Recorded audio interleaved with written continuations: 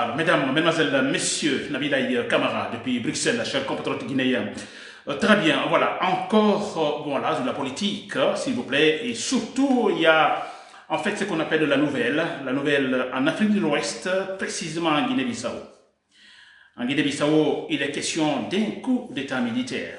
Coup d'État militaire, donc, contre le président Ambalo, cher compatriote guinéen, qui a été élu, disons, démocratiquement, vous le savez. Aujourd'hui, je crois que ça se confirme.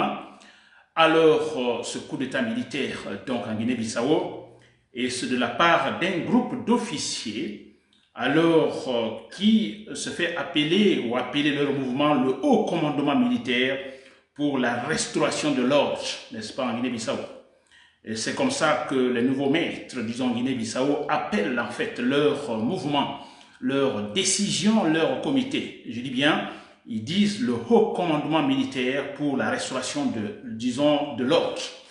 Très bien, chers commandants guinéens, j'espère que vous êtes là. Nabilaï Kamara, depuis Bruxelles, nous nous battons pour le rationnel, n'est-ce pas? Le rationnel en Guinée, le rationnel dans la sous-région, le rationnel en Afrique. Vous le savez, nous sommes beaucoup en retard.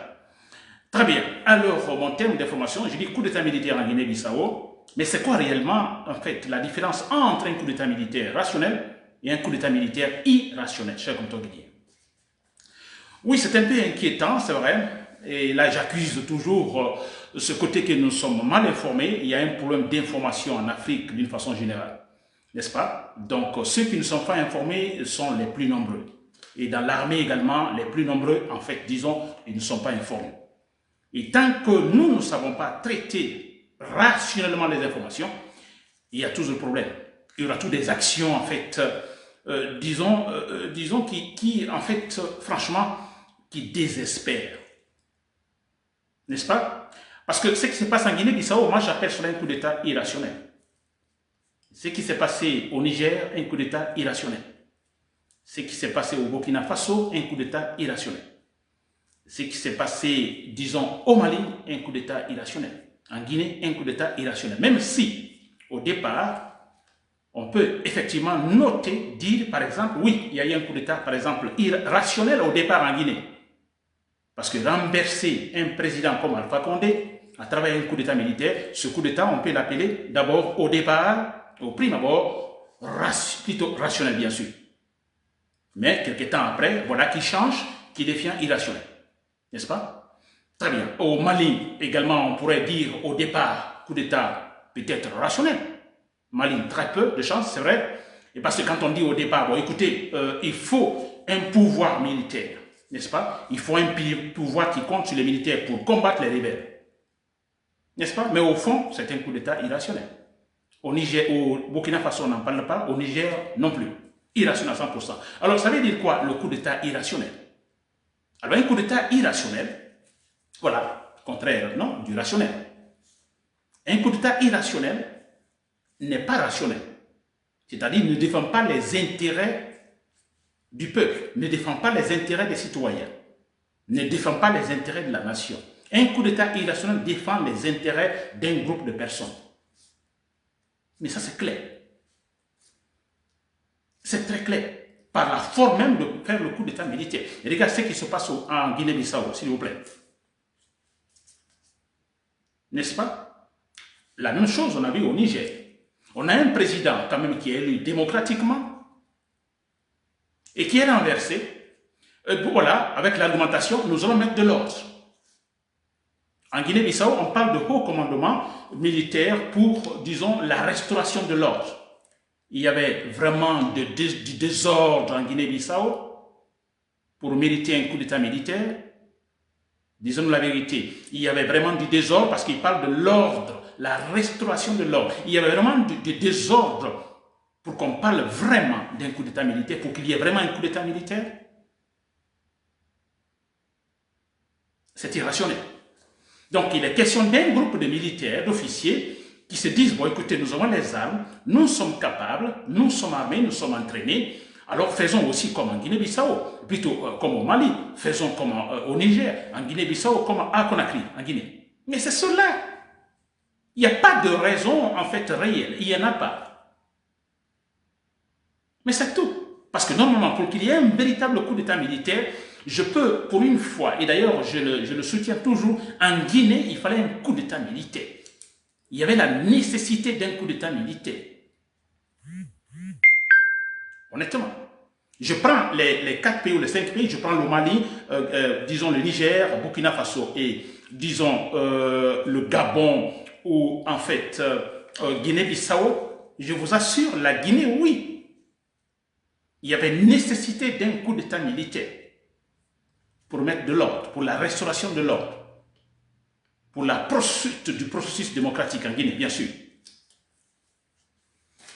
Chers compatriotes guinéens, je dis bien, coup d'État irrationnel, c'est pour défendre les intérêts personnels. Coup d'État rationnel, c'est pour défendre l'intérêt de la nation. C'est pour défendre l'intérêt du pays. Dans le présent, dans le futur. Et ces gens qui viennent, ces officiers qui viennent, ils sont désintéressés. C'est vrai. Il y a eu un coup d'État militaire rationnel au Niger, avec Djibo, si vous vous rappelez. C'était un officier militaire, n'est-ce pas? Ils sont sortis de leur camp, c'était comme les forces spéciales, ils sont sortis de leur camp, ils sont venus renverser le président. Je crois que c'était Ahmed, au Niger. Le monsieur, le Djibo, le général, en fait, il a fait une transition de quelque temps, il l'a respecté, n'est-ce pas? Il s'est retiré, il ne s'est pas présenté candidat. Il est revenu après comme candidat. En enlevant sa tenue, il s'est présenté aux élections et il a échoué. Et ça signifie tout simplement que les institutions fonctionnaient bien au Niger. Mais voilà, quelques temps après, alors Djibo s'est présenté, il a échoué. Il y a en fait un autre qui a gagné, Youssoufou. Youssoufou a fait ses 2 mandats, il a terminé, il a organisé les élections. Il y a un autre qui vient du parti de Youssoufou et puis on a tout de suite un coup d'État militaire. Pour quelle raison? Franchement, pour quelle raison? Et parce qu'on pense que, en fait, les problèmes, on peut les résoudre, en fait, comme, il ne sait pas, disons magiquement. Les problèmes, surtout les problèmes de l'État, les problèmes de la nation, dis donc, c'est le temps. Ça peut prendre 10 ans, 20 ans, 30 ans, 40 ans, 50 ans, mais il faut poser les bases dès maintenant. Mais quand ils font le coup d'État militaire, c'est comme eux, ils ont en fait la baguette magique. Mais dis donc, vous avez un parti élu démocratiquement, je prends le cas du Niger, n'est-ce pas?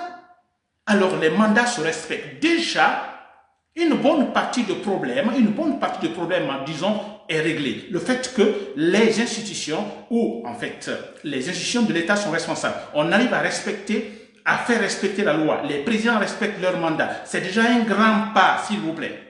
Mais non, tout de suite, on vient, coup d'État militaire, bon, on va donc restaurer l'ordre. Au Burkina Faso, c'était la même chose. On dit qu'il y a un problème de rébellion à la frontière. Alors, écoutez, il faut un coup d'État militaire, mais c'est quand même bizarre. D'accord, vous faites un coup d'État militaire, mais vous faites un coup d'État militaire et vous écartez les partis politiques, vous écartez les politiciens. Pourtant, ensemble, unis, les militaires et les partis politiques, il y a encore plus de chances de gagner, idéalement, militairement, contre la rébellion à la frontière. Non, ils arrivent, bon voilà, les politiciens sont en prison, alors nous ne voulons plus. Donc, écoutez, c'est quand même incroyable. Et quand ils viennent, on dirait qu'ils ont la baguette magique. En 2 jours, tout est résolu. Mais ce n'est pas le cas, s'il vous plaît.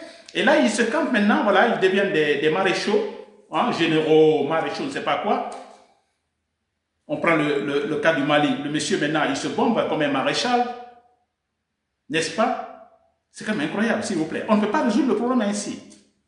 En excluant une partie de la population. Ça ne peut pas aller. Alors, au Burkina Faso, plutôt en Guinée-Bissau, c'est quand même bizarre. Même si, quelque part, ce n'est pas la raison, hein. Je ne défends jamais ces gens qui viennent de faire un coup d'État militaire donc en Guinée-Bissau. Même si, quelque part, je me dis à Mbalo, le président Mbalo, s'il vous plaît, il y a un élément que je dois aussi signaler. Nos pays sont en fait fragiles, n'est-ce pas, en ce qui concerne la gouvernance. Il y a encore des sensibilités. Il y a manque d'informations. Donc la population, vous verrez, 50, 60, 70% d'analphabètes. Et c'est pourquoi, pour vous qui formez l'élite, qui avait fait des études supérieures, qui comprenait mieux, qui est rationnel. Et il faut comprendre cette situation. Il y a la sensibilité, il y a cette population qui n'est pas du tout informée, même dans l'armée, il y a manque d'informations. Alors vous qui êtes formés, vous qui êtes rationnel, et vous arrivez au pouvoir, s'il vous plaît, essayez, disons, c'est pas de convaincre la population. Quand je dis convaincre, ça veut dire quoi? Il faut séduire la population par des petites surprises. Quand Mbalo dit, par exemple, Mbalo dit, à un moment donné, au beau milieu, disons, de son mandat, parce que Mbalo, il respecte la loi, il a fait un mandat, il n'a pas fait 2 mandats, il a fait un mandat, il va maintenant pour un 2e mandat. Mais pendant son premier mandat, à un moment donné, il a dit qu'il ne va pas faire un 2e mandat, il ne se présenterait pas pour un 2e mandat. Il est libre, hein? Il l'a dit, il peut le dire et aussi dire après, non, je vais me présenter. La loi le permet de se présenter. Mais ce que je veux dire par là, dans un pays où en fait on a encore ce problème de sensibilité, d'émotion, n'est-ce pas, où les gens ne sont pas informés, où il y a un problème, véritable, réel problème de gouvernance, alors quand vous dites, je ne vais pas me présenter pour un 2e mandat, vous êtes libre de dire après non, mais s'il vous plaît, il faut séduire, il faut surprendre par de petites décisions.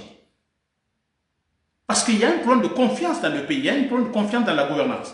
Alors la seule manière de faire revenir cette confiance, c'est en faisant des petites surprises. Par exemple, vous avez un premier mandat, vous dites, bon, moi je ne me présenterai pas pour un 2e mandat. C'est une façon de faire revenir la confiance. Qu'il y ait cette confiance au gouvernant. Mbalo n'était pas obligé. Il a dit, je ne me présenterai pas. D'accord, il a dit, mais en fait, la loi lui permet de se présenter. D'accord, mais moi je me dis, parfois, il faut surprendre. Il faut surprendre même ses adversaires, des gens qui veulent votre peau. N'est-ce pas? À la dernière minute, vous dites, bon, écoutez, ça va, moi je ne me présenterai plus pour le second mandat. Un exemple.